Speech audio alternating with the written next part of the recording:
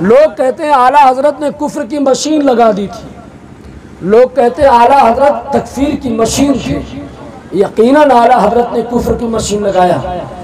اعلیٰ حضرت تب پیدا ہوئے 10 شوال میں جب آقا کریم کو اپنا بیٹا بھائی کہا جانے لگا، جب علم غیب مصطفیٰ کا انکار کیا جانے لگا، جب اولیاء اللہ کو مر کر مٹی میں کہا جانے لگا مل گئے، ایسے وقت میں جنم لیا حضرت امام احمد رضا خان فاضل بریلوی۔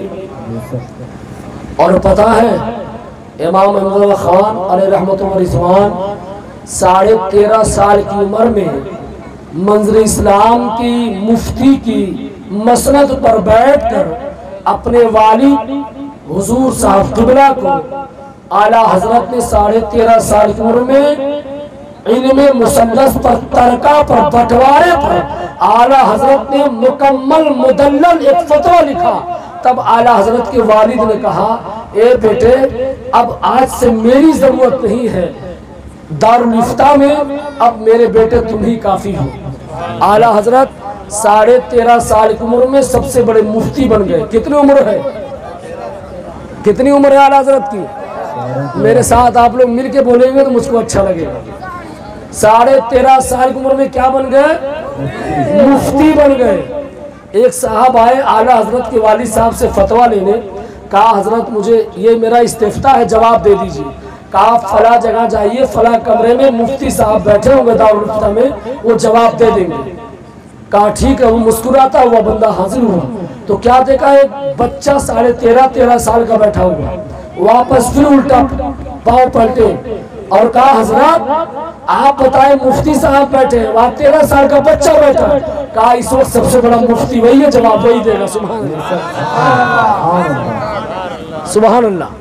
تو اعلیٰ حضرت نے جب قلم اٹھایا اور جب اس کا جواب دیا تو آنکھیں اشکبار ہو کے کہنا لگتا ہے کہ اعلیٰ شاہ امام احمد رضا خان علیہ رحمت و رضوان جب 13.5 سال کی عمر میں یہ لکھ سکتے ہیں تو 23 سال کی عمر میں کیا کریں گے؟ تو وہی شاہ امام احمد رضا خان علیہ رحمت و رضوان نے 16 سال کی عمر پاک میں 50 سے زائد کتابیں آپ نے تحریر فرما دی تھی۔ جب اچھے بچوں کو مدرسے کے نحویات نہیں آتے، اچھے بچوں کو علم الصیغہ نہیں آتا، اچھے بچوں کو میزان الصرف نہیں، تب سرکار اعلیٰ حضرت ان درسیات کی شرح لکھ رہے ہیں۔ اور سرکار اعلیٰ حضرت امام احمد رضا خان علیہ رحمت و رضوان کو لوگوں نے کہا یہ کفر کی مشین لگا دی ہے۔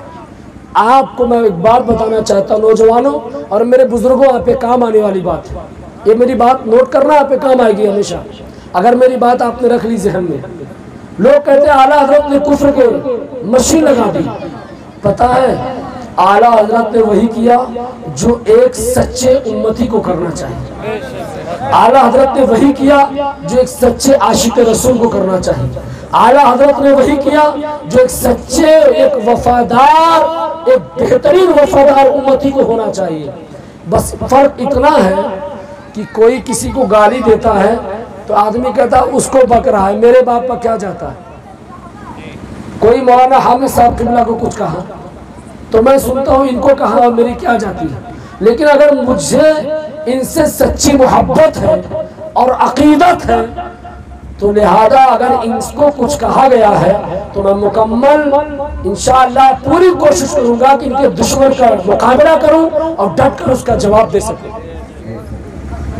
تو جب اعلیٰ حضرت امام احمد رضا خان علیہ رحمت و رضوان کے سامنے جب لوگوں نے میرے آقا کو اپنا بڑا بھائی کہا، جب لوگوں نے میرے آقا کریم کے علم غیب مصطفیٰ کا انکار کیا، تب اعلیٰ حضرت کو نہیں رہا گیا اور اعلیٰ حضرت نے یوں ہی تھوڑی دو بندیوں کو کافر کہہ دیا، یہ تو آپ کو بہکایا جاتا ہے۔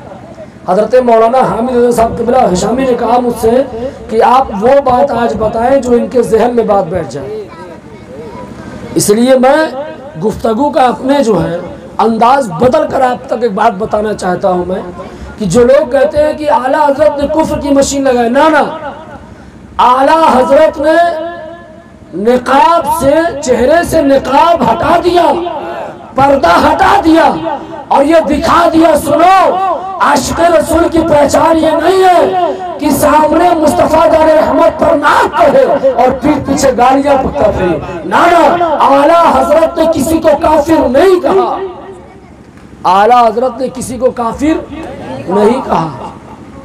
اعلیٰ حضرت نے اسماعیل دہلوی کو کافر نہیں کہا، اعلیٰ حضرت نے رشید احمد گنگوہی کو کافر نہیں کہا، اعلیٰ حضرت نے ندوہ کے علماء کو کافر نہیں کہا، اعلیٰ حضرت نے دارالعلوم دیوبند کے علماء کو کافر نہیں کہا، اعلیٰ حضرت نے قاری حسن کو کافر نہیں کہا، اعلیٰ حضرت نے قادیانیوں کو کافر نہیں کہا، اعلیٰ حضرت نے مرزائیوں کو کافر نہیں کہا، اعلیٰ حضرت نے غیر مقلدین کو کافر نہیں کہا، لیکن ہاں اتنا ضرور کیا کہ سب کی تحریر کو لیا اور لینے کے بعد ایک فہرست بنائی اور فہرست بنا کے آپ یہاں سے حج کرنے چلے گئے اور حرم شریف پہنچے، اور جب حرم شریف پہنچے تو اسی حرم شریف میں جو اس وقت کا حرم ہے اور اس وقت کے جو علماء احناف تھے، علماء احناف کے مابین 266 مفتیان کرام میں اعلیٰ حضرت نے ان کی تحریروں کو رکھ دیا اور فرمایا اب بتاؤ جن کی تحریریں رشید احمد گنگوہی کی ہے یا اشرف علی تھانوی کی ہے یا اسماعیل دہلوی کی ہے یا ان لوگوں نے جو آقا کی شان میں کہا ہے، کیا یہ علماء حق پر ہے؟ تو علماء حرمین نے جواب دیا تھا یہ کافر ہے، یہ کافر ہے، یہ کافر ہے۔ تو پتہ چلا جواب اعلیٰ حضرت نے نہیں دیا تھا، جواب علماء حرمین نے دیا تھا۔ اس لیے صرف 36 علماء بھارت کے تھے اور 266 مفتی اس وقت عرب کے تھے، تو اعلیٰ حضرت نے اتنا کیا تھا کہ غیروں کے چہرے سے کفر کا جو نقاب پہنے تھے وہ ہٹا دیا اور بتا دیا دشمنان مصطفیٰ یہ سے ہوتے ہیں اور عاشقان مصطفیٰ ایسے ہوتے ہیں۔ اللہ اکبر، یا رسول اللہ، زندہ باد، اللہ اکبر، یا رسول اللہ۔ یہ تو صرف بدنام کرنے کی کوشش کی جاتی ہے، اور سنو 266 مفتیان کرام کی لسٹ آج بھی میرے یہاں لائبریری غوثیہ سرداریہ جمال الدین پور میں موجود ہے، اور 36 مفتیان کرام جو بھارت کے تھے ان کی بھی موجود ہے، اور میرے ہی پاس نہیں ہے۔ آپ جب رسم المفتی پڑھیں گے، جس کو اعلیٰ حضرت نے رسم المفتی پر 6 کتابیں لکھی، رسم ختم القرآن، رسم خط القرآن پر اعلیٰ حضرت نے 2 کتابیں لکھی۔